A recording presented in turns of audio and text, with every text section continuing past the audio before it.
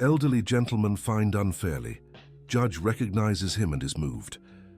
Walter Johnson trembled as he held the ticket in his calloused hands. At 70 years old, he never imagined he would be there, in that courtroom in New York City, treated like a common offender for something that felt so unjust. It all started because of the handicapped parking spot. On that terrible day in March, when his little granddaughter Emily was hospitalized with pneumonia, he had parked in the only available spot without realizing it was reserved. The inspector, Frank Miller, didn't even listen to his explanation, issued the ticket on the spot, and even left an offensive note on the windshield of his 1995 Blue Beetle. Mr. Walter straightened his beige shirt, which he had ironed the night before. It was the same one he wore to church on Sundays, the only one still in good condition after so many years working as a building doorman. His grey hair was neatly combed, and he had made sure to arrive an hour early for the hearing, even though his right leg ached from arthritis. "Mr. Walter Johnson," the clerk called. He stood up slowly, feeling the weight of years and worries. His daughter Sarah had insisted on coming with him, but he didn't want her to miss a day of work. As a cleaner for 3 different homes, she couldn't afford to skip. The judge who entered the room was a younger man, perhaps in his early 40s, with a well-trimmed beard and a black robe.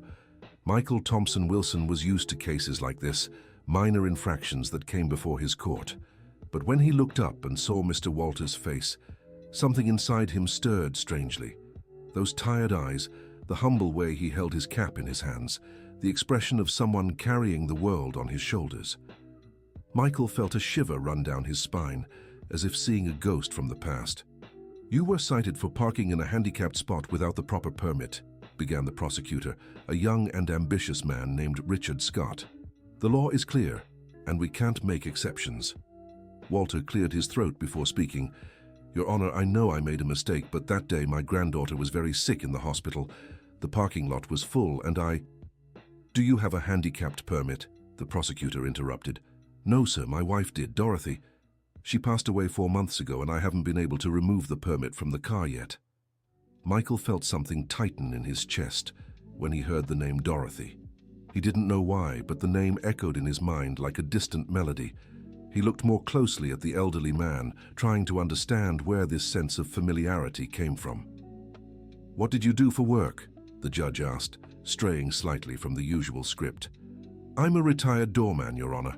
I worked 40 years in the same building on the Upper East Side. Before that, when I was young, I worked as a lifeguard at the beach and the city pools." The word lifeguard struck Michael like lightning. His hands began to sweat inside his robe's gloves, and he struggled to control the whirlwind of emotions rising inside him. Dear listener, if you're enjoying the story, please take a moment to like and subscribe to the channel. It helps us a lot as we're just starting out. Now, back to the story. "And where did you work as a lifeguard?"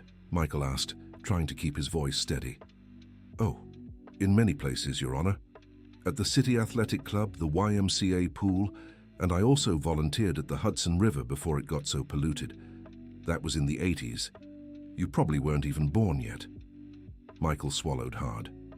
He had been born in 1979, and in the summer of 1984, when he was just 5 years old, he had nearly drowned in the Hudson River during a family picnic.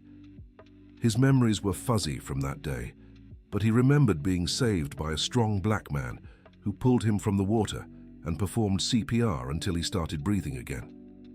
"Do you remember saving a child in the Hudson River?" the judge asked, trying to sound casual. Walter smiled for the first time since entering the courtroom. "Goodness, Your Honor, there were so many. But yes, I do remember a few. There was a little blonde boy, very small, who fell from the wooden bridge near the park.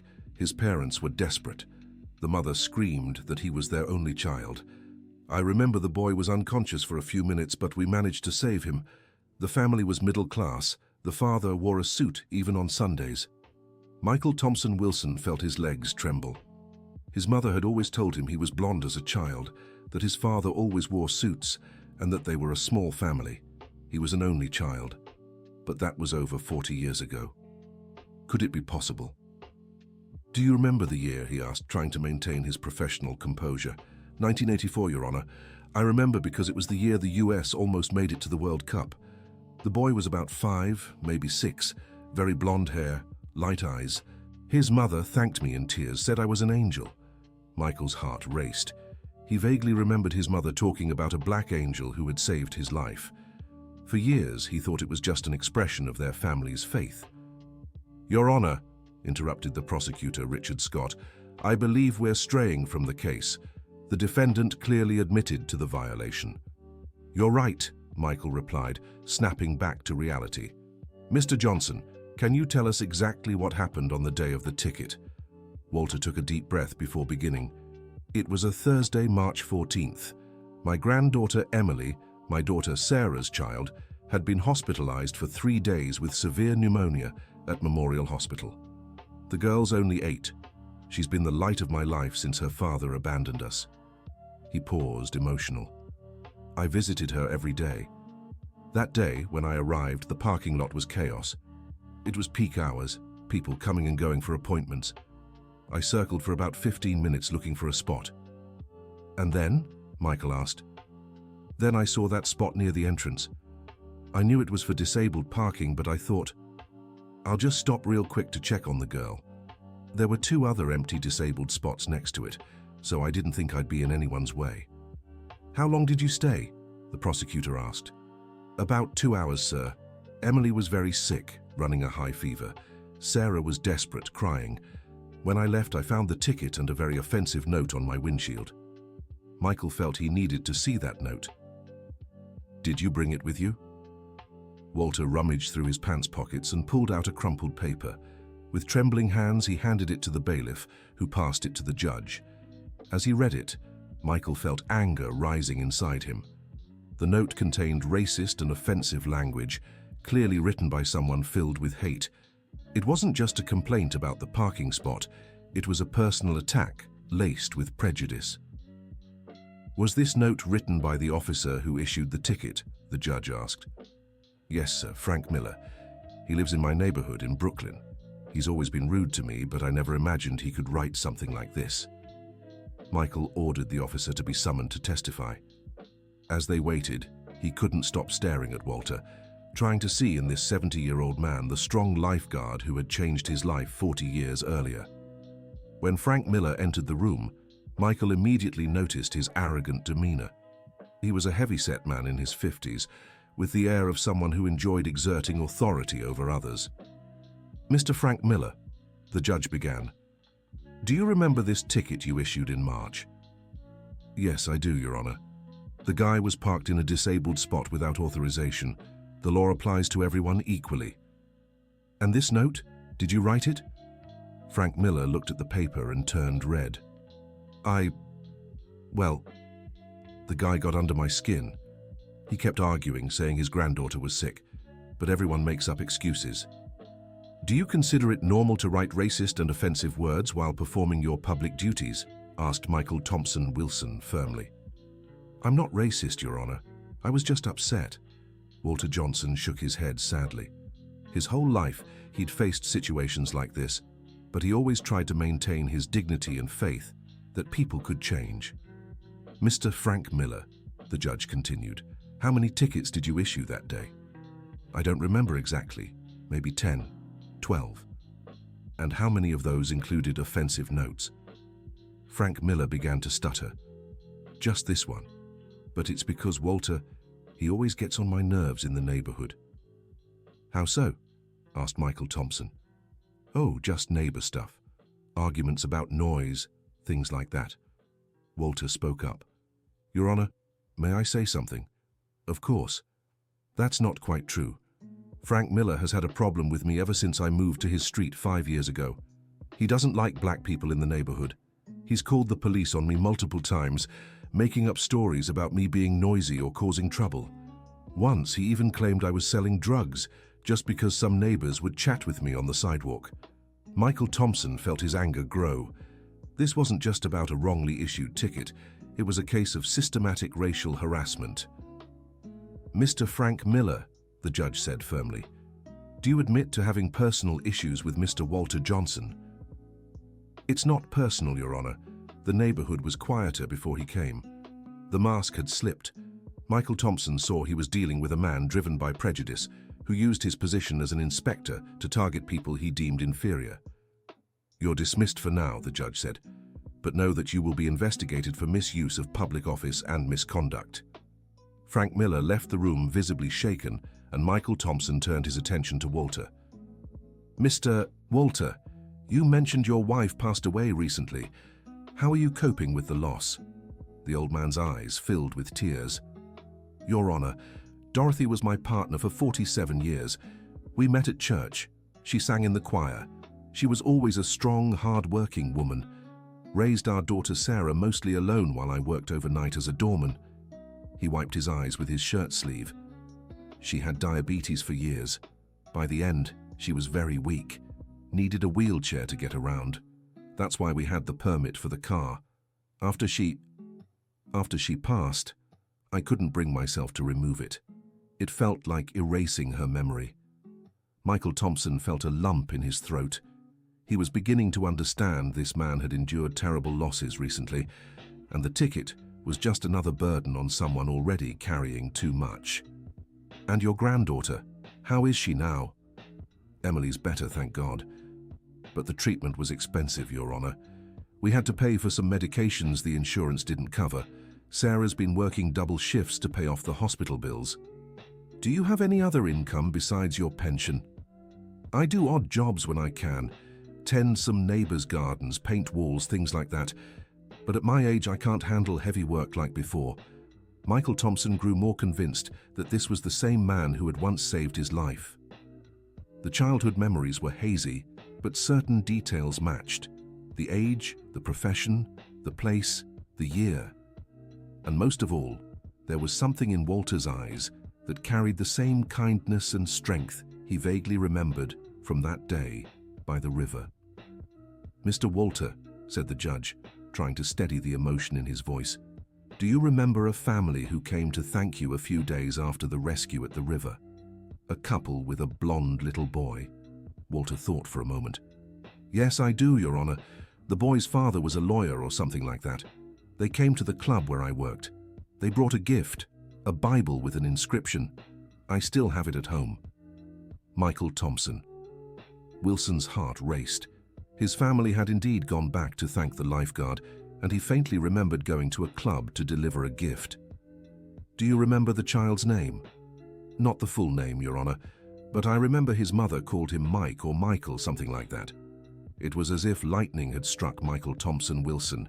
He needed a moment to process it all, but at the same time he couldn't show his turmoil in the middle of an official hearing. "I'll call a 15-minute recess," announced the judge, banging the gavel. "Dear listener, if you're enjoying the story, don't forget to like and subscribe to the channel. It really helps us newcomers out. Now back to the story. During the break, Michael Thompson Wilson went to his chambers and called his mother. "Mom, do you remember the name of the man who saved me in the river when I was little?" "Michael, what a strange question. Why do you want to know that now?" "Please, Mom, it's important." "Oh, my son. It's been so many years. I remember he was a black man, very strong, worked as a lifeguard. I think his name was Walter, or maybe Warren, something like that." Michael Thompson Wilson felt the world spinning around him. "Mom, do you still have that Bible you gave him?" "Yes, I do. It's in the bedroom closet. Your father made sure to write a beautiful inscription." "What did the inscription say?" "Something like, 'To Walter, the angel who returned our son to us, the Thompson Wilson family, 1984. Michael Thompson Wilson had to sit down. There was no more doubt. The humble man being tried for an unjust fine was the same one who had saved his life 40 years ago. The same man who had allowed him to grow up, study, become a lawyer, and rise to the position of judge. He returned to the courtroom, trying to maintain his professional composure, but knowing his life had just changed forever. "Let's proceed," he announced, banging the gavel again. "Mr. Walter, I'm going to ask you a question that might seem strange. Have you ever received a Bible as a gift from a family you helped?" Walter's eyes lit up. "Yes, Your Honor. It was from a very polite family, after I saved their little boy in the river. A beautiful Bible with a leather cover. It had an inscription written by the boy's father." "Do you remember what it said?" "Yes, I do. It said I was an angel and it was signed by the Thompson-Wilson family. The silence in the room was absolute. Michael Thompson-Wilson knew he could no longer hide his emotion. His hands trembled, and he was aware that everyone in the room could tell something extraordinary was happening. "Mr. Walter," said the judge, his voice breaking, "my full name is Michael Thompson-Wilson." Walter stared at the magistrate's face. For a few seconds, he tried to process the information. Then, slowly, his expression transformed into one of complete astonishment. "My Lord in heaven," the old man whispered. "The blonde little boy? You're the little boy I pulled from the river?" "That's me," Michael Thompson-Wilson replied, rising from the bench and walking toward the man who had changed his life. The tears he had been holding back since the beginning of the hearing finally began to stream down his face. Prosecutor Richard and everyone else in the room watched the scene unfold without fully understanding what was happening. "I remember you," said Michael Thompson-Wilson, standing before Walter Johnson. "I remember you pulling me out of the water, making me breathe again. I remember your calm voice telling me not to be afraid." Walter was crying now too. "My boy, how you've grown. You became a doctor, then a judge. I always wondered what had happened to you. You saved my life, Mr. Walter. Not just that day in the river. You gave me the chance to grow, to study, to build a family. I have 2 children now, and they exist because you saved me." The elderly man couldn't stop crying. "I always prayed to God to bless you and your family. Every night in my prayers, I remembered the little blonde boy and asked for him to be happy in life." Michael felt he had to do something. He couldn't just continue the hearing as if nothing had happened, but he also knew he had to maintain the impartiality of a judge. "Mr. Walter," he said, returning to the bench but with a completely different demeanor, "do you have a lawyer?" "No, Your Honor, I don't have money for that. I'll appoint a public defender to represent you, but first I want to clarify a few things about this case." Michael turned to the prosecutor. "Mr. Richard, have you noticed the irregularities in this case? First, Officer Frank Miller clearly used his position to target the defendant for personal and racist reasons. Second, the circumstances of the violation were exceptional. The defendant was visiting his hospitalized granddaughter. Third, there was no harm to others, as there were other parking spots available." The prosecutor, who had been strict in applying the law up to that point, began to reconsider his stance. "Your Honor, there are indeed elements in this case that deserve special consideration. Furthermore," Michael continued, "I want an inquiry opened to investigate Officer Frank Miller's conduct. The racist slurs in the note are unacceptable and demonstrate misuse of public office." Walter listened in shock.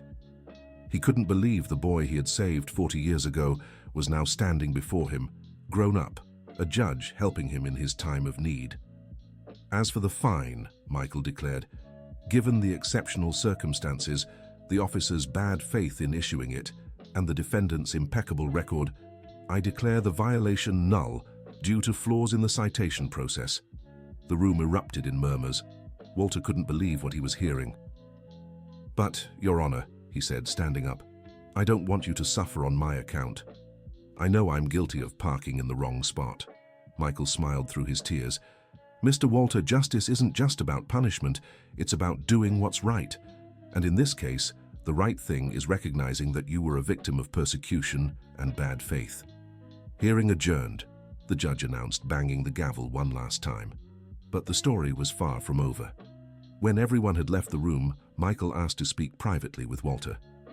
"Mr. Walter, I'd love for you to meet my family. My mother always spoke of you with such fondness. She said you were an angel sent by God." "It would be an honor, Judge Michael. Please, just call me Michael. After all, I owe you my life." "And how is your family? Are your parents still alive? My father passed 3 years ago, but my mother is well. She's 75 and lives with me. I'm sure she'd be thrilled to see you again." The 2 men talked for another hour, sharing stories and filling in the gaps of 40 years. Michael Thompson learned more about Walter Johnson's simple yet dignified life, and the elderly man felt proud to know that the boy he had saved had grown into an honest and successful man. When they finally said goodbye, Michael made an offer. "Mr. Johnson, I'd like to help with your granddaughter's medical expenses. I know you've had financial difficulties lately. Oh, doctor, you don't have to. You've already done so much for me today. Please let me repay at least a small part of what you did for me. Besides, I know some doctors who can follow up on Emily's case free of charge.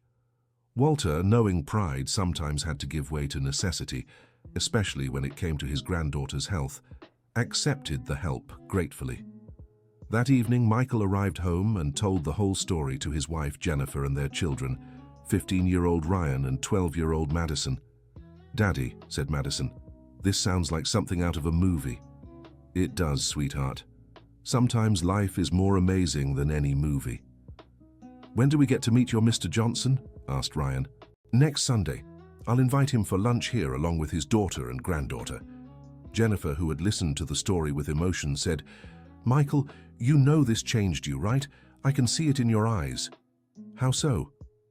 "You've always been a good judge, but today you understood that behind every case there's a human story, real suffering, real needs." Michael reflected on his wife's words. It was true. That encounter with Walter had shifted his perspective on justice and life. The following Sunday, the Thompson household welcomed very special guests. Walter arrived with his daughter Sarah and little Emily, who had fully recovered. Michael's mother Ruth could barely contain her emotions upon seeing Walter again. Even after 40 years, she recognized him immediately. "Walter, my dear," she exclaimed, hugging him tightly, "you can't imagine how often I thanked God for you." "Mrs. Thompson, you haven't changed a bit," Walter lied politely, returning the embrace. Over lunch, the two families got to know each other better. Sarah and Jennifer discovered they had much in common, both dedicated mothers who did everything for their children. Ryan and Madison were charmed by Walter's stories about his days as a lifeguard. Emily, a bright and curious girl, became fast friends with Madison. The two played in the garden while the adults talked.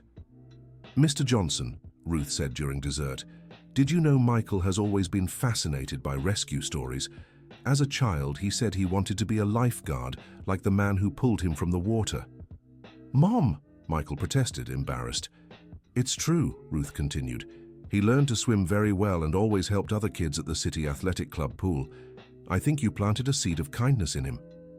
Walter was moved to hear his actions had influenced Michael so positively. "I'll tell you something," the old man said. "The day I saved Michael, I was going through a hard time. I'd lost my job and felt discouraged. When I pulled that boy from the water and saw him breathe again, I felt God was showing me I still had a purpose." "And you did," Michael said. "You saved far more than a child that day. You saved an entire lineage. My children exist because you didn't hesitate to jump into that water." The afternoon flew by with conversation, laughter, and a sense of reunion that warmed everyone's hearts. When it was time to say goodbye, nearly everyone had tears in their eyes. "Michael," Walter said at the door, "I want you to know this was one of the happiest days of my life. After losing Dorothy, I thought I'd never truly smile again. But today I discovered that the good we do always comes back to us, one way or another." "You're absolutely right," replied Michael Thompson. "And I want you to know our friendship is just beginning. You'll always be welcome in this home." In the weeks that followed, both families' lives changed significantly. Michael kept his promise to help with Emily's medical expenses, arranging for the girl to be seen by a specialist pediatrician free of charge. He also used his connections to secure a part-time job for Sarah at a law firm, where she could have more flexible hours and better pay than her cleaning job. Walter, in turn, found in Michael not just the boy he had saved, but also a true friend and an adoptive son. The judge made a point of visiting him weekly, bringing his own children to listen to the elderly man's stories. The unjust fine also had important repercussions. The investigation opened against Frank Miller revealed a pattern of discriminatory behavior. Several other people from the neighborhood came forward as victims of harassment by the inspector. Frank was fired from the city government and required to perform community service. To everyone's surprise, his assigned task was helping seniors at a community center where Walter volunteered. At first, Frank resisted and remained hostile, but gradually, seeing Walter's work with the other seniors, his perspective began to shift. "Walter," he said one day after a few weeks of service. "I want to apologize for what I wrote on that note. It wasn't right." Walter, who never held grudges, replied, "Frank, everyone deserves a second chance. What matters is you're here now, helping. That shows you can change." "I was angry at my own life, you know. Lost my job years ago, my wife left me, and I took it out on others. Especially you, because even with your struggles, you were always smiling, always helping the neighbors." "Life teaches us a lot, Frank. I've had my share of hardships too. Lost my wife not long ago, nearly lost my granddaughter. But I've learned that holding on to anger only makes us suffer more." That conversation marked the beginning of Frank's transformation. He began dedicating himself sincerely to the community work, gradually earning the trust of the seniors at the center. Dear listener, if you're enjoying the story, please like and subscribe to the channel. It means so much to us just starting out. Now, back to our tale. Meanwhile, the friendship between the Thompson and Johnson families grew stronger. Michael discovered that Walter was a wellspring of wisdom and life experience. "Michael," Walter said during one of their weekly talks, "can I give you some advice about your work as a judge?"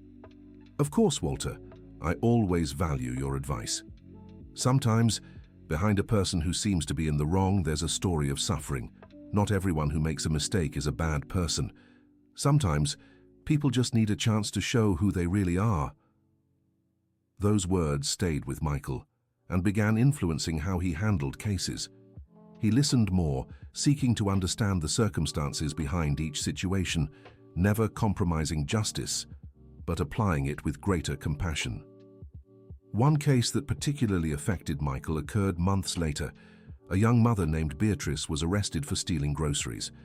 When she stood before the court, Michael remembered Walter's advice and decided to look deeper into her situation.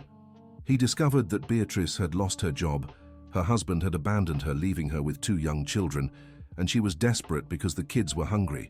Instead of simply applying the penalty prescribed by law, Michael Thompson orchestrated a solution that included community service, psychological counseling, and help finding a job. "Mr. Walter," Michael shared during one of his visits, "you were right. Behind that woman who had stolen food was a desperate mother trying to feed her children. And how is she now? She got a job at a bakery. The kids are doing well. She sends me thank you cards every Christmas." "See how important it is to listen to people before judging?" Walter said with a proud smile. Walter's influence wasn't limited to just Michael's professional life. The older man also became a significant presence in the lives of Ryan and Madison. He taught the teenagers values that aren't learned in books, the importance of honesty, hard work, and compassion for the less fortunate. Ryan, who was going through a typical rebellious teenage phase, found in Walter both a confidant and a mentor. "Mr. Walter," Ryan asked one day, "how do you always stay in such a good mood even after everything you've been through?" "Ryan, life is like a river. Sometimes it's calm, sometimes there are rapids, but the water keeps flowing. If you stop to dwell on the rocks in your path, you'll miss the beautiful parts of the journey. But don't you get sad when you think about your wife?" "I do, son. Missing Dorothy will always be with me. But I've learned that the best way to honor those we love is to keep living, to be happy, to help others. If I just sat around crying, I'd be wasting the time she gave me." Madison, on the other hand, was fascinated by Walter's life stories and began writing a kind of biography of him for a school project. "Mr. Walter," she said during an interview, "how many people did you save as a lifeguard?" "Oh, Madison, I don't know exactly. It was many years of work. But I can tell you that every life saved was worth it." "And do you have any regrets in life?" Walter thought for a moment before answering. "Just one, my dear. Sometimes I think I could have studied more when I was young. Not to make more money or have a better career, but to help more people. Your father, for example, with his education, he's able to help so many through his work as a judge." "But you help people in other ways, don't you?" "That's true. Everyone helps as they can. The important thing is not to stand by and watch others suffer." These conversations shaped the personalities of Michael's children in ways no school or book ever could. They were learning about life through the eyes of someone who had truly lived, who had faced hardships and overcome them with dignity. A year after their meeting in court, Michael organized a party to celebrate Walter's 71st birthday. It was a simple event, held in the backyard of the Thompson home but filled with warmth and meaning. Not only were the Thompson and Johnson families present, but also several of Walter's neighbors, Michael's co-workers, and even Frank Miller, who had become a genuine friend to the older man. During the party, Michael gave an emotional speech. "Friends, we're here not just to celebrate Mr. Walter's birthday, but also a year of friendship that has changed our lives. This extraordinary man saved me twice. Once when I was a child, pulling me from the river, and again when I was an adult, showing me the true meaning of justice and compassion." He paused, emotional.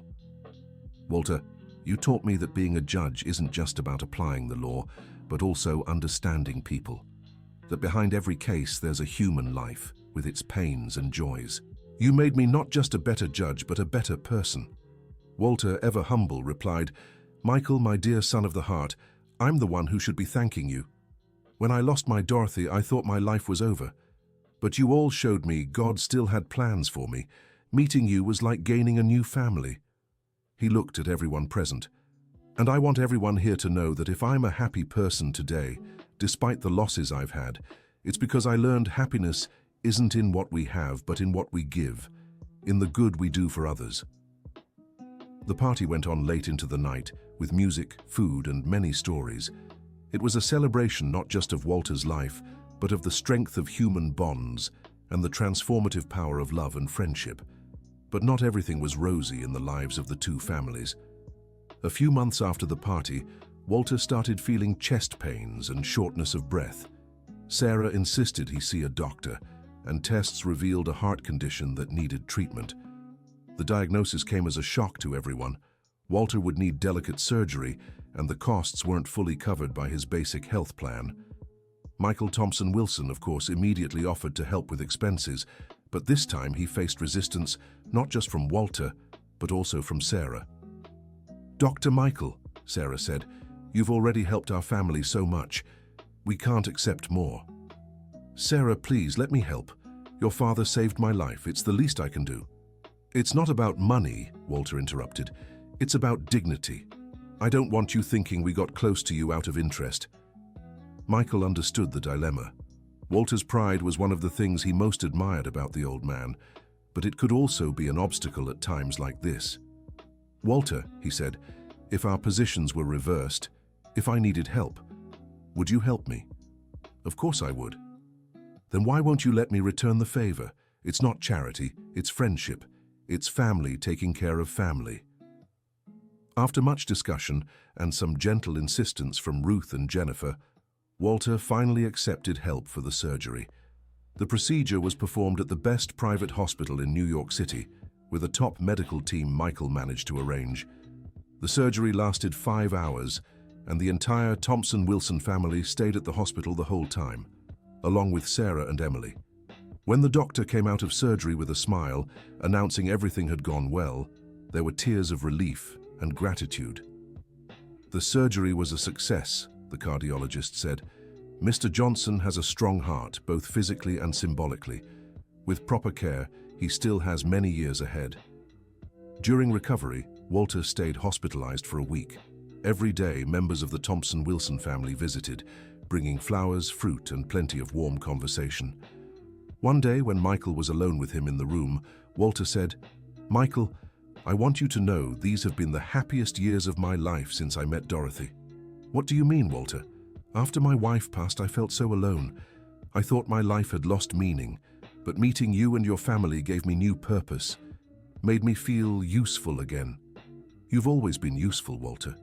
You're special to so many people. But with you, it's different. You make me feel I can still teach something, still make a difference in someone's life." Michael Thompson held the elderly man's hand. "You make a difference every day, Mr. Walter. You teach us about courage, about forgiveness, about facing hardships with dignity. My children are better people because of you. And I'm a happier person because of all of you." Walter's recovery was faster than the doctors had expected. In 2 weeks, he was already home, following every medical recommendation to the letter and feeling better than he had in months. The experience of the surgery strengthened the bond between the two families even more. Michael realized his relationship with Walter had evolved from gratitude to something much deeper, true filial love. He began to see Walter not just as the man who had saved his life, but as a father figure, a spiritual mentor who helped him become a better person every day. During one of the post-surgery visits, Michael had an important conversation with Walter. "Mr. Walter, I'd like to propose something to you." "What is it, son?" "I'd like you to move closer to our house. There's a small place for rent on our street. That way we can take better care of you and the kids can see you more often." Walter was touched by the offer, but also worried. "Michael, I don't want to be a burden to you." "Mr. Walter, you could never be a burden. You'd be a blessing. Besides, my mother isn't getting any younger. It would be good for her to have a friend her age nearby." "What about Sarah and Emily? They can come too if they'd like. The house has 3 bedrooms. After a few weeks of reflection and family discussions, Walter decided to accept the proposal. Sarah, who had adjusted well to her new job secured through Michael's connections, also thought it would be a good move. The move to the new house became a neighborhood event. Michael's friends helped with moving the furniture. The wives prepared food for everyone, and the kids on the street insisted on helping with the lighter boxes. Walter was amazed by how welcoming the new neighbors were. It was a middle-class neighborhood, very different from the working-class area where he had lived for so many years, but the people greeted him with warmth and respect. "Michael," he said at the end of moving day, "I never imagined I could feel so at home in a new place." "That's how it should be, Mr. Walter. Good people recognize other good people." The new life on the Thompson Street brought positive changes for everyone. Walter quickly became a beloved figure in the neighborhood. He helped tend the gardens, chatted with the other elderly residents, and always had a word of comfort or wise advice for anyone in need. Mrs. Ruth, Michael's mother, was overjoyed to have such a close friend nearby. They developed a habit of having coffee together every morning, reminiscing about the old days and watching the grandchildren grow. Ryan and Madison, who already considered Walter an adoptive grandfather, could now visit him every day. He helped them with homework, told them stories, and remained a positive influence in their lives. Sarah adjusted perfectly to the new neighborhood and her new job. She had become a valued employee at the law firm, and her dedication and honesty were recognized by all her colleagues. Emily, now fully recovered from pneumonia, became friends with Madison and the other kids on the street. Her cheerful, bright personality won over all the neighbors. A year after the move, during a year-end barbecue at the Thompsons' house, Michael reflected on how much his life had changed since that memorable day in court. "Everyone," he said, gathering the whole family and friends, "I want to thank you all for this wonderful year. But most of all, I want to thank Mr. Walter, who taught us that life is full of wonderful surprises when we keep our hearts open." He looked directly at Walter. "Mr. Walter, 2 years ago when you walked into that courtroom, I was a competent judge but perhaps a bit cold. I applied the law, but not always with compassion. You taught me that true justice must be tempered with love and understanding." Walter, ever humble, replied, "Michael, my dear son, I'm the one who should be thanking you. You gave me a new family when I needed it most. You made me feel useful again, loved again." He stood up, leaning on the cane he'd needed since his surgery. "I want everyone here to know I've learned something important over these years. The best things in life aren't planned. They just happen when we're open to receiving love from others." The party went on late into the night, with music, dancing, and countless stories. The children played in the garden, the adults talked about life, and there was a rare sense of deep fulfillment in the air. But life always has surprises in store, and a few weeks after New Year's, Michael Thompson Wilson received an offer that would change the course of history once again.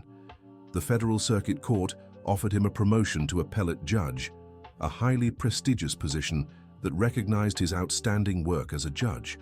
But there was one problem. He'd have to move to Washington, D.C. The news left the whole family torn. It was a once-in-a-lifetime professional opportunity, but it would mean leaving behind the life they'd built in New York City, including their closeness with Walter. "Michael," Jennifer said when they discussed the offer, This is the chance of a lifetime for your career. You've always dreamed of a position like this. I know, Jennifer, but how can I leave Mr. Walter? He's like a father to me now. What if we talk to him? Maybe he'd want to move too. I can't ask that of him. He's settled here, with his friends, his life in order. Ryan and Madison were conflicted when they heard about the possible move. On one hand, there was the adventure of living in the nation's capital and all the opportunities it could bring. On the other, there was the sadness of leaving Grandpa Walter, as they affectionately called him. Michael decided to talk openly with Walter about the dilemma. "Mr. Walter, I need to tell you something." "What is it, son? You seem worried about something." "I've been offered a very good job, but it's in Washington, D.C. It would be a big promotion for my career." Walter listened quietly as Michael explained all the details of the opportunity and his concerns about leaving the family behind. "Michael," Walter said after a long silence, "you have to take this offer." "But Mr. Walter..." "No buts. This is the opportunity of a lifetime, and you know why? Because in a higher position, you'll be able to help even more people. You can bring what you've learned about justice and compassion to more lives." Michael felt his eyes fill with tears. "But what about you? How can I leave you here alone?" "Who said I'll be alone?" Walter laughed. "I have Ruth, my neighbors, my daughter and granddaughter. Besides, Washington, D.C. isn't on the other side of the world. You can visit me, and I can visit you. Are you sure you won't be upset?" "Michael, my son, I'd be upset if you passed up this chance because of me. The greatest pride of my life is knowing the boy I saved grew into a good, successful man. Now, I want to see you soar even higher."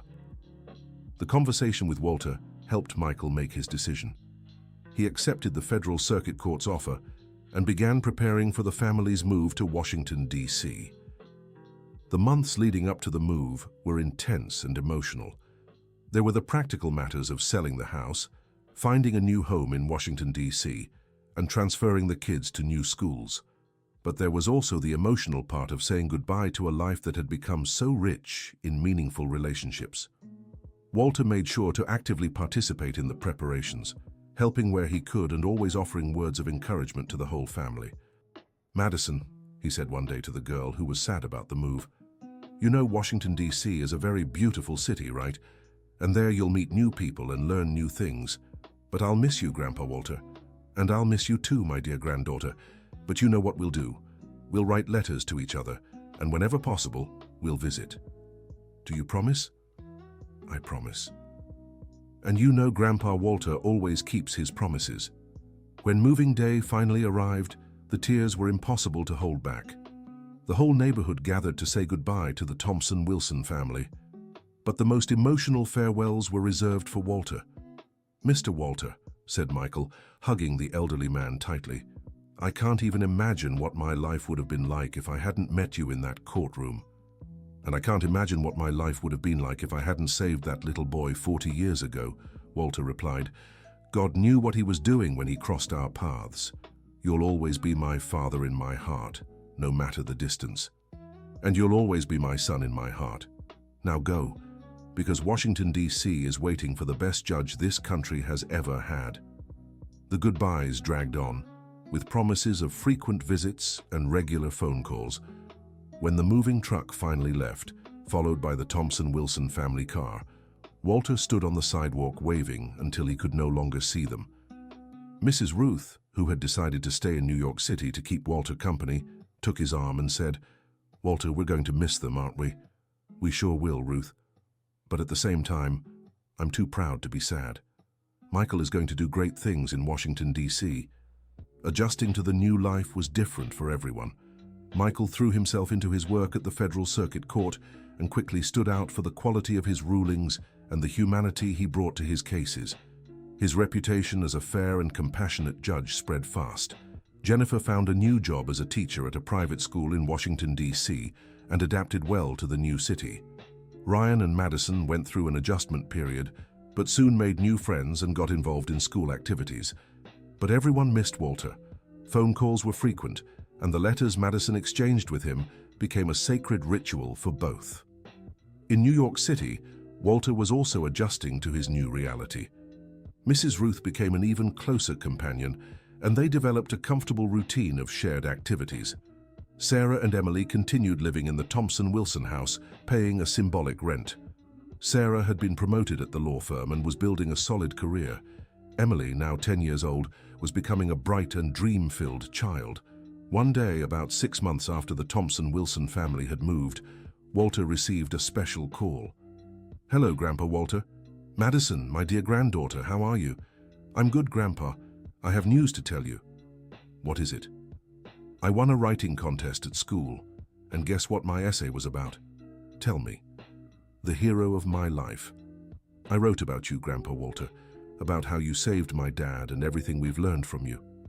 Walter was moved on the other end of the line. "I'm so proud, my granddaughter." "And what was the prize?" "A trip to New York City. The school is paying for me and my parents to come visit you." Walter's joy was so great that Mrs. Ruth, who was having coffee with him, immediately noticed something special had happened. "Madison, what wonderful news. When are you coming?" "Next month, Grandpa. We'll stay for a whole weekend." The visit from the Thompson-Wilson family was a special event that brought together the whole old neighborhood. Walter made sure to prepare everything down to the smallest details with the help of Mrs. Ruth and Sarah. When they finally arrived, it was as if no time had passed. The hugs were long and emotional, and the conversations lasted for hours. "Dad," said Michael, using the affectionate term he had adopted for Walter, "you look great." "I'm feeling good, son. And you? How's work in Washington, D.C.? "Challenging but rewarding. And you know what makes me happiest? I remember your advice every day. It helps me be a more humane judge." Over the weekend, they visited all the places that held special meaning.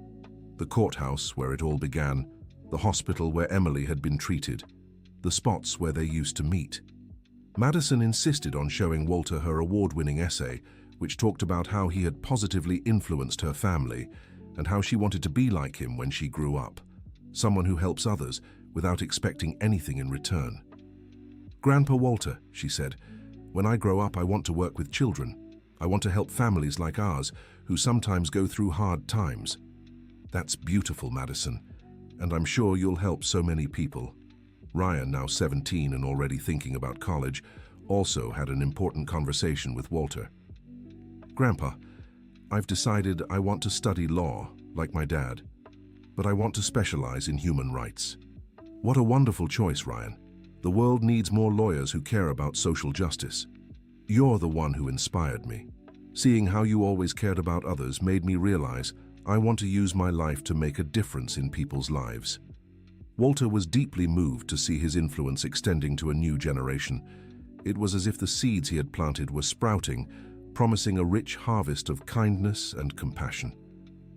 On the last day of the visit, as they all gathered in the garden of the house where Walter now lived with Mrs. Ruth, Michael made a surprising proposal. "Dad," he said to Walter, "I have an idea for you." "What is it, son?" "How about you move to Washington, D.C.? I found a beautiful house near ours, and you'd be closer to the grandkids." Walter was touched by the offer, but also concerned. "Michael, that's very generous, but what about Mrs. Ruth and Sarah and Emily? I can't just leave the people who depend on me here." "Mom can come too," Michael said. "Actually, it would be good for her. And as for Sarah and Emily, they can decide what they want to do. The important thing is that we're together." The proposal sparked a long discussion among everyone. Mrs. Ruth admitted she sometimes felt lonely in New York City, especially since Michael had moved away. Sarah said it could be a fresh start for her and Emily. "Grandpa Walter," Emily said, "I want to go wherever you go." "Me too," Madison added. "It would be wonderful to have you close again." After much thought and family discussions, Walter decided to accept the offer. After all, at 72, he had learned that life is full of new beginnings, and being close to the people we love is what truly matters. The move to Washington, D.C. was planned with care and affection. Michael Thompson-Wilson made sure to find a house that had enough space for everyone and was close to his own family's home. The house chosen for Walter and Mrs. Ruth was a single-story home, perfect for the needs of the elderly couple, with a spacious garden where Walter could grow his favorite plants. For Sarah and Emily, a small but comfortable house was found on the same street. Sarah, who had become a respected professional in New York City, had to restart her career in Washington, D.C., but Michael, using his connections in the capital, managed to introduce her to a few law firms that were looking for experienced and dedicated employees. Adapting to life in Washington, D.C. brought new challenges but also new opportunities.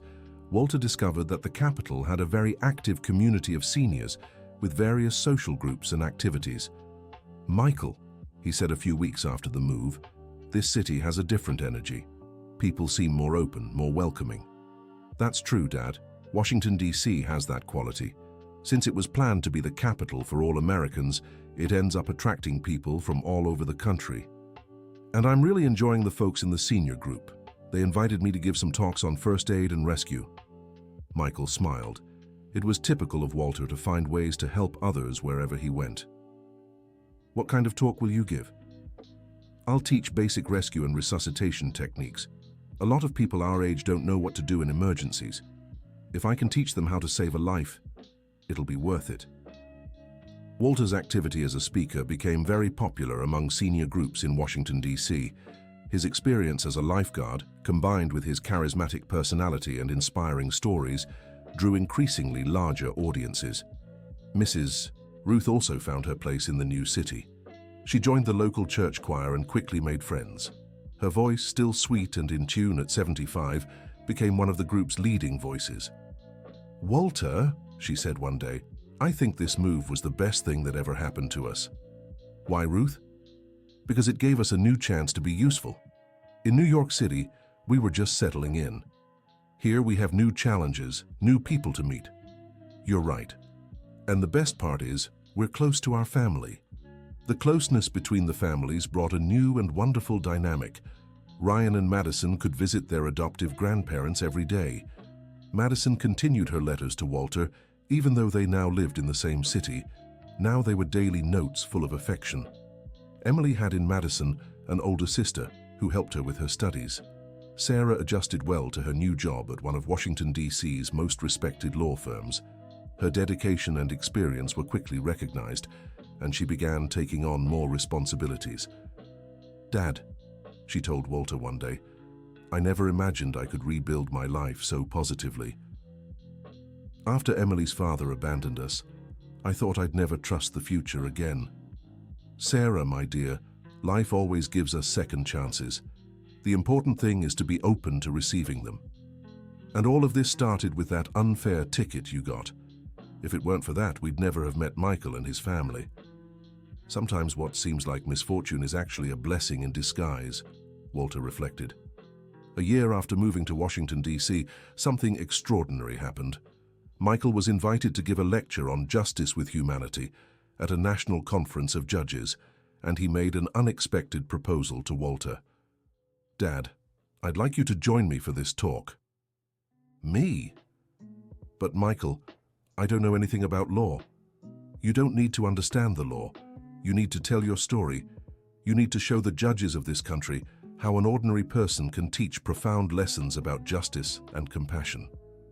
The idea made Walter nervous but also honored. He had never spoken to an audience of such highly qualified professionals. "Are you sure this will work?"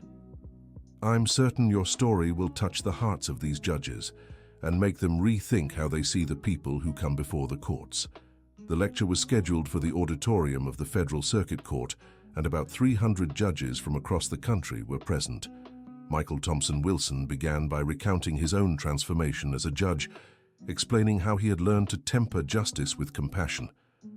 "Honorable judges," he said, "for years I applied the law in a technical and impartial way.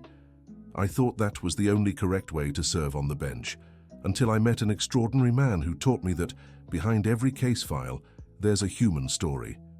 He then invited Walter to take the stage. The elderly man, wearing a new suit Michael had insisted on buying for the occasion, approached the microphone with humility and dignity. "Good afternoon, Your Honors," Walter began in a steady voice. "My name is Walter Johnson. I'm 73 years old, and I never imagined I'd one day be speaking to so many distinguished judges. Walter's simplicity and sincerity won over the audience immediately. 2 years ago, I received an unfair ticket. I was visiting my granddaughter in the hospital and parked in a handicapped spot. The officer who ticketed me wrote some very cruel words on the notice, words that hurt more than the fine. He paused, gathering his thoughts. When I got to court, I was afraid. I had lost my wife not long before. I was spending my savings on my granddaughter's medicine, and that ticket was going to tighten our budget even more. The audience listened in complete silence. But the judge who heard my case didn't treat me like a case number. He listened to me like a person. He asked about my life, my family, and we discovered that I had saved his life when he was a child. Murmurs of surprise rippled through the auditorium. Your Honors, I want you to know that day changed my life. Not because the ticket was dismissed, but because I felt respected, heard, and treated with dignity. And that made all the difference. Walter looked directly at the audience. You have great power. With one word, you can destroy a person's hope. But with that same word, you can restore dignity to someone who feels lost. He then spoke about his life, his years as a lifeguard, the hardships he faced, and how kindness and compassion had always guided him. I'm not here to teach you about the law. You know far more than I do about that. I'm here to remind you that behind every person sitting in that defendant's chair, there's a story, a family, dreams, and fears. The audience was visibly moved. Many judges had tears in their eyes. If my story can help you remember that justice without compassion isn't complete justice, then it will have been worth it for me to be here today. When Walter finished speaking, the auditorium erupted in applause. It was a standing ovation that lasted nearly 5 minutes, judges clearly moved by the message of this humble, wise man. After the lecture, dozens of judges approached to speak with Walter and Michael. Many shared their own experiences and how his story had made them reflect on their approach to the bench. Honorable Walter, said a judge from Chicago, you reminded me why I chose to be a judge. Sometimes in the daily grind, we forget that our mission is to deliver justice for real people, not just apply legal statutes. Ma'am, replied Walter, I'm sure you've always been a good judge. Sometimes we just need a reminder that we're all human. The impact of the lecture went far beyond what Michael Thompson Wilson had imagined. Several courts across the country invited Walter to speak about his experience. The elderly man became a kind of ambassador for humanized justice. Michael, Walter said a few weeks after the lecture, I never imagined my story could interest so many people. Dad, your story matters because it's true, because it's inspiring. You show that it's possible to go through hardships and still keep kindness in your heart. You know what makes me happiest? Knowing that maybe I can help others who go through the same situation I did. If a judge hears my story and decides to treat a defendant with more compassion, it will have been worth it. The following months were intense. Walter traveled to several American cities, always accompanied by Michael when possible, or by Sarah when the judge couldn't leave Washington, D.C. At each lecture, he told his story with the same simplicity and sincerity. And in every city, he touched hearts and changed perspectives. One of the most memorable lectures was in Chicago, where Walter spoke to a group of young prosecutors and public defenders. During the Q&A, a young defender raised her hand. Dr. Walter, how do you manage to forgive people who treated you poorly, like that inspector? My dear, Walter replied, holding on to anger is like carrying a heavy stone in your backpack. It only weighs you down. When we forgive, we're freeing ourselves, not the other person. But isn't it hard? It is hard. But I've learned that everyone has a story. That inspector who treated me badly might have been going through struggles I didn't know about. It doesn't excuse what he did, but it helps me understand. And him. Do you know what happened to him? Walter smiled. As it turns out, he became our friend. After he lost his job, he had to rethink his life. Now he works at a non-profit that helps needy seniors. Sometimes life teaches us lessons in ways we don't expect. The audience was moved by this revelation. It was a perfect example of how forgiveness and second chances can transform lives. During one of his trips, this time to Boston, Walter had a health scare that frightened the whole family. Midway through his lecture, he felt chest pains and had to be hospitalized. Michael, who was in Washington, D.C., flew immediately to Massachusetts, accompanied by Sarah and Ruth. Tests revealed it was just a scare, an anxiety attack caused by exhaustion from traveling. "Dad," Michael said as Walter recovered in the hospital, "I think it's time to slow down with these lectures.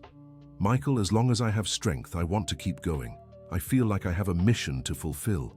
But you can't burn yourself out like this. We need a middle ground." Sarah, who was present for the conversation, suggested a solution. "Dad, what if you traveled less but gave more lectures by video call? That way you could reach more people without tiring yourself out." The idea was perfect. Michael arranged state-of-the-art video equipment for Walter's home, and the elderly man began giving virtual lectures to courts across the country and even abroad. "It's amazing," Walter told Ruth after a virtual lecture for Argentine judges. "Technology lets me talk to people all over the world without leaving home. And the best part is, you can keep doing your mission without wearing yourself out," she replied. The combination of occasional in-person lectures and regular virtual ones allowed Walter to reach a much larger audience. His story spread across Latin America and reached Europe, where specialized human rights courts became interested in his message. Ryan, who was now studying law at Georgetown University, made sure to attend all of his adoptive grandfather's lectures. He was specializing in human rights, inspired by the lessons of compassion and justice he had learned from Walter. "Grandpa," he said one day, "I want to write my thesis on the impact of humanizing justice on the effectiveness of the judicial system." "What an interesting topic, Ryan. How will you conduct your research?" "I'll interview judges who attended your lectures and analyze whether there have been changes in how they handle cases. It would be wonderful to know if our conversations are truly making a difference." Ryan's research became an ambitious project, involving interviews with over 100 judges from across the country. The results were surprising. More than 80% of the judges reported positive changes in how they conducted hearings after hearing Walter's story. "Grandpa," Ryan said, showing the preliminary results, "you're really changing the American judicial system. It's not just me, my grandson. It's the power of a true story, of lived experience. People connect with it because it's real." Ryan's thesis received top marks and was recommended for publication. The work became a reference in many law schools across the country, further solidifying the impact of Walter's message. Madison, now in her senior year of high school, had also decided to pursue a career that would allow her to help others. Inspired by her adoptive grandfather's story, she wanted to study social psychology. "Grandpa Walter," she said during one of their daily conversations, "I want to work with families in vulnerable social situations." "What a beautiful choice, Madison. What made you decide on this field?" "Seeing how you've always helped people made me realize I want to use my life to make a difference too, but in a different way, by helping with emotional and social struggles." "I'm sure you'll be a wonderful professional." Emily, now 12, was also being influenced by the atmosphere of compassion and social justice around her. She had become one of the top students in her school and already talked about studying medicine to take care of poor children, as she put it. "Grandpa Walter," she asked one day, "why are some children born into rich families and others into poor ones?" "Emily, that's a difficult question. I think these differences exist so that those who have more can help those who have less." "And is that why you always help others?" "It's one of the reasons, my dear, but we also help because it makes us happy, because it gives our lives purpose." 5 years after that first hearing in the New York City court, the two families gathered to celebrate Walter's 78th birthday.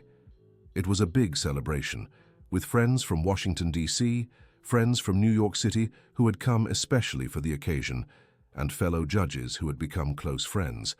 During the party, Michael Thompson Wilson gave an emotional speech. "Friends, we're here not just to celebrate the birthday of the most extraordinary man we know, but also 5 years of a friendship that has transformed our lives." He looked directly at Walter. "Dad, when you walked into that courtroom 5 years ago, I was a competent judge, but perhaps a little detached from the reality of ordinary people.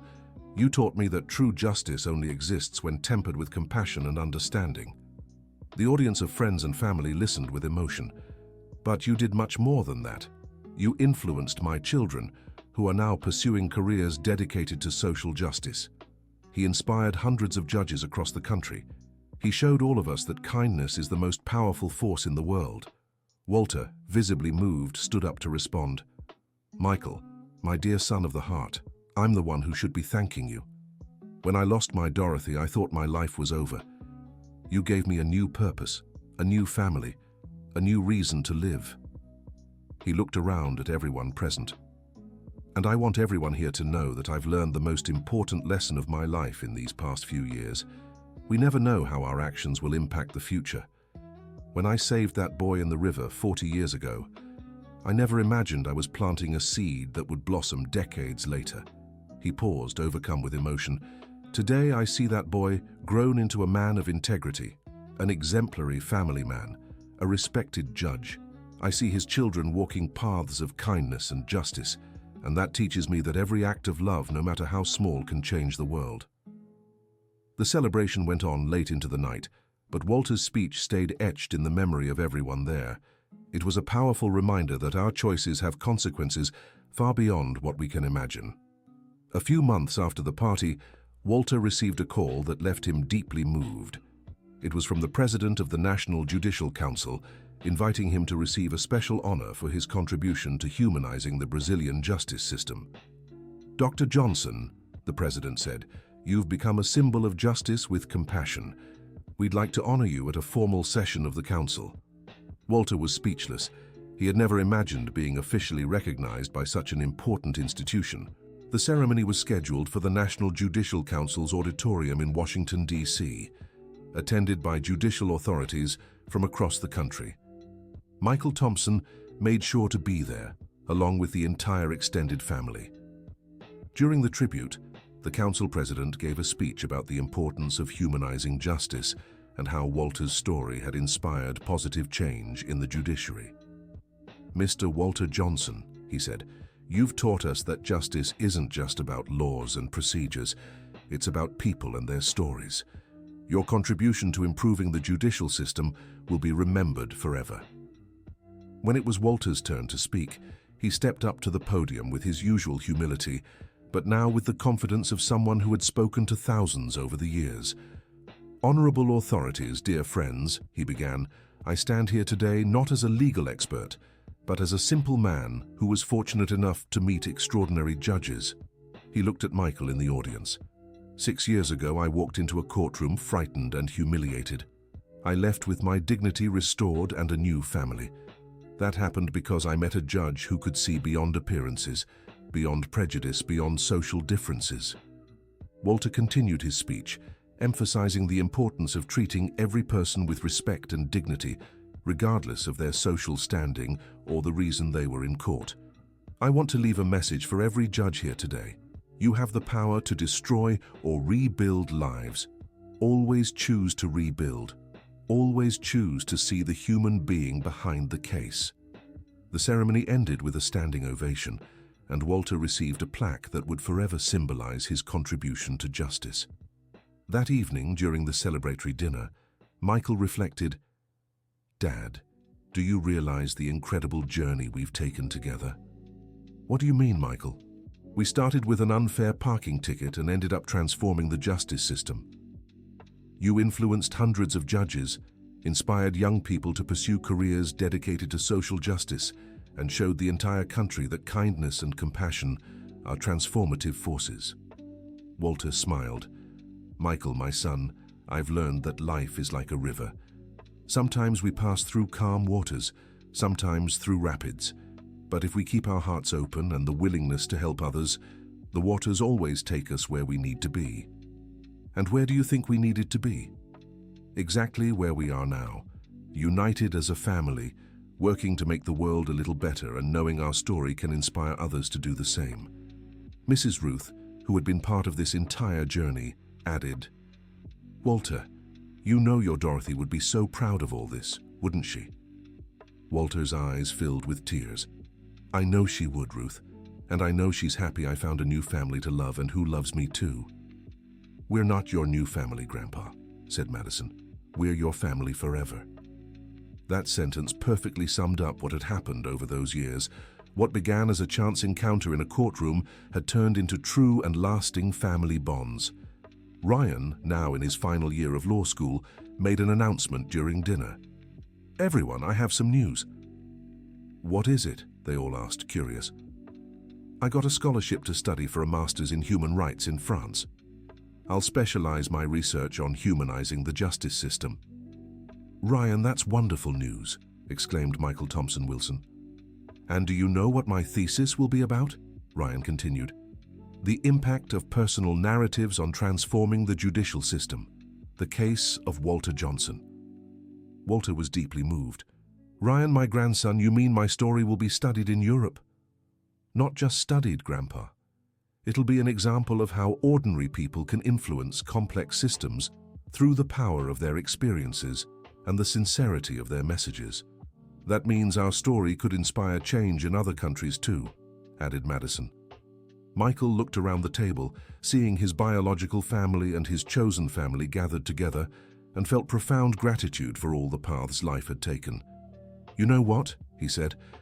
I believe some encounters aren't just coincidence. There's a greater purpose in everything that's happened to us. You're right, Sarah agreed. If my father hadn't parked in that spot, if the officer hadn't been rude, if you hadn't recognized each other in court, none of this would have happened. But it did, said Walter. And it happened because we were all open to seeing the good in one another. Emily, now 13 and always sharp, made a profound observation. Grandpa Walter, you saved my daddy twice, right? Once from the water and once from coldness. Everyone laughed at the girl's simple wisdom, but recognized the deep truth in her words. The evening ended with everyone singing happy birthday to Walter once more, but this time it was a celebration that went far beyond a birthday. It was the celebration of a family formed through love, gratitude, and compassion. A few months later, Michael received an offer that would once again change the course of their lives. The Supreme Court invited him to take a seat as a justice. It was the pinnacle of any judge's career. Dad, he said to Walter when he heard the news, remember when you told me that in a higher position I could help more people? I do. Did something happen? I've been invited to serve as a justice on the Supreme Court. Walter fell silent for a few seconds, processing the magnitude of the news. Michael, my son, this is the highest recognition a judge can receive in this country. It truly is. And do you know what makes me happiest? I know I'll carry with me all the lessons I learned from you.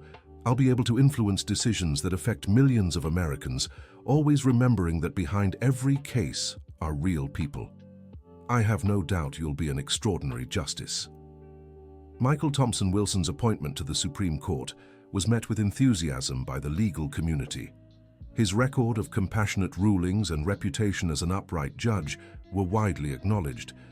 During the swearing-in ceremony, Walter Johnson sat in the front row, wearing the same suit he'd bought for his lectures, but with a new tie Madison had specially picked for the occasion. When Michael delivered his inaugural speech, he dedicated a portion to the influences that shaped his view of justice. Honorable colleagues, distinguished guests, family, and friends. Today, I assume the responsibility of serving as a justice of this Supreme Court, with the awareness that I carry not only technical knowledge, but above all the lessons of humanity I've learned throughout my career. He looked directly at Walter. I owe much of who I am as a judge to an extraordinary man who taught me that true justice is the kind that recognizes human dignity in every person who seeks the courts. Walter had tears in his eyes, too proud to hold them back. This man saved me twice. Once when I was a child, literally pulling me from the waters of a river, and again when I was an adult, saving me from the coldness and indifference that sometimes overtake our professions. Michael's speech was widely covered by the press, and Walter's story gained national attention once more. But this time he wasn't just the elderly man who'd been unfairly fined. He was the man who had influenced a future Supreme Court justice. Grandpa Walter, Madison said a few days after the swearing-in, do you realize your story is in history books now? What do you mean, Madison? Dad will be remembered as one of the greatest justices on the court, and history will always say he was shaped by you. It's not quite like that, my dear. Your father was always a good man. I just reminded him of that. But it mattered, Grandpa, and now your message will reach all of America through his rulings. Walter reflected on his granddaughter's words. It was true his influence had spread far beyond what he could have imagined. Through Michael, his lessons of compassion and humanity would reach the highest levels of the judiciary. A year after Michael's appointment, the family received even more joyful news. Ryan had completed his master's in France with honors, and his thesis on the Walter Johnson case had been published by a European academic press. "Grandpa," Ryan said when he returned, "you can't imagine how much your story resonated in Europe. Tell me, my boy." Several countries are studying ways to humanize their legal systems based on the American model. Your story is being translated into multiple languages. That's incredible, Ryan. Who'd have thought a retired doorman's story would matter to so many people in so many places? It's not just the story, Grandpa. It's the message. You proved that an ordinary person can transform complex systems through the strength of their humanity.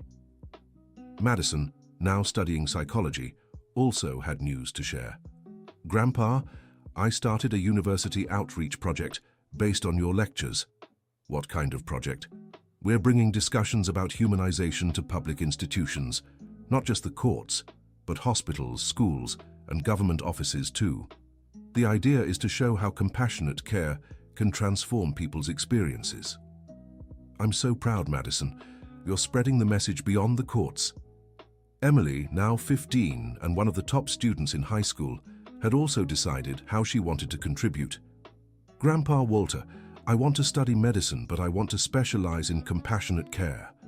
I want doctors to treat patients the way you teach judges to treat people." Emily, what a beautiful choice. Medicine truly needs more professionals who see the person behind the illness. Sarah, who was now a partner at the law firm where she worked, had also found her way to contribute.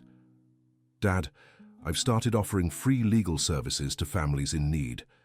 Inspired by your story, I wanted to create a project that offers dignity and respect to people who usually don't have access to quality justice." Walter was deeply moved to see how his influence had spread throughout the family and was now expanding to benefit people he didn't even know. "My daughter," he said to Sarah, "seeing all of you dedicate your lives to helping others is the greatest joy I could have." Mrs. Ruth, now 80 but still active and sharp, made a wise observation. "Walter, do you realize that unfair fine was actually the best gift life gave us?" "How so, Ruth?" "If it weren't for it, our families would never have met. Michael Thompson Wilson wouldn't have learned his lessons in humanity. The boys wouldn't have been inspired to pursue careers in social work. Hundreds of judges wouldn't have changed how they practice their profession." You're right. Sometimes what seems like an injustice at the time is actually the start of something wonderful. And the most beautiful part is, it's not over yet. This story will keep influencing people for generations. Walter reflected on Mrs. Ruth's words. It was true that that terrible day in the hospital parking lot had become the origin of a chain of kindness, now spreading across the world. That night, before bed, Walter said his usual prayer. But this time, besides giving thanks for the blessings he'd received, he asked God to keep using his story to inspire more people to be better. "Dorothy, my love," he whispered, looking at the photo of his wife on the nightstand. "You were right when you said God always has a plan. Who would have thought our pain would turn into so much joy for so many people?" The next day, Walter woke up with a special feeling. At 79, he knew he didn't have many decades left, but he also knew he'd fulfilled his purpose. He'd planted seeds of kindness that would keep growing long after he was gone. During breakfast with Mrs. Ruth, he shared this thought. "Ruth, do you know the greatest lesson I've learned these past few years?" "What, Walter?" "That our lives only have meaning when we make a difference in others' lives. And it doesn't have to be something big. It can be a smile, a word of encouragement, an act of kindness. You've certainly made a difference in so many lives. And I've received far more than I've given. This family I've gained, these years of purpose and joy, this feeling that my life mattered. All of it was a gift I never imagined I'd receive. That same day, Walter got a special call. It was from a journalist who wanted to write a book about his story. "Mr. Walter, I believe your story needs to be told in full, so it can inspire even more people." "Ma'am, my story's already been told in lectures, in academic research. Yes, but never in a way that reaches the general public. I envision a book that anyone can read and find inspiration in." Walter discussed the idea with his family, and everyone agreed it would be a way to preserve the message for future generations. The book, The Man Who Saved a Judge, a story of justice and compassion, was published the following year and became a publishing phenomenon. The proceeds were donated to organizations working to humanize public services. But for Walter, the greatest reward wasn't the book sales or the public recognition. It was seeing his family grow closer, his grandchildren pursuing careers dedicated to the common good, and knowing he had contributed to making the world a little more just and compassionate. At the book launch party, held in Washington, D.C. with authorities and friends in attendance, Michael gave the opening speech. "Friends, this book tells the story of an extraordinary man who proved that anyone can change the world, not through grand gestures or positions of power, but through the strength of their humanity." He looked at Walter, who was seated in the front row with his entire family beside him. "Dad, you taught us that true greatness lies in serving others, in seeing dignity in every person, and in never giving up on kindness, even when life tests us."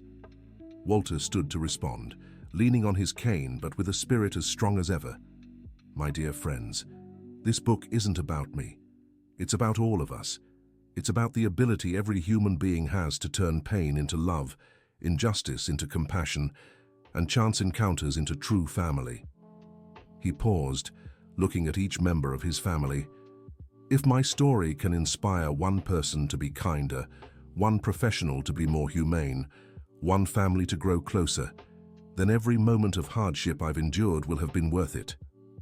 The book launch marked the beginning of a new chapter in Walter's life. Now, in addition to his talks and activities with senior groups, he dedicated himself to responding to letters from readers across the country who felt inspired by his story. "Michael," he said one day, showing a stack of letters, "look how many people have written sharing their own stories of overcoming adversity. Do you see how your message is spreading?" "I do. And the most beautiful part is that every person who finds inspiration will inspire others too. It's like an endless chain of kindness." End of story. Dear reader, what did you think of this touching story? Let us know in the comments which part moved your heart the most and where you're watching from. Do you believe small acts of kindness can truly transform lives as they did for Walter and Michael? We'd love to hear your thoughts. Don't forget to like and subscribe so you won't miss other inspiring stories like this one.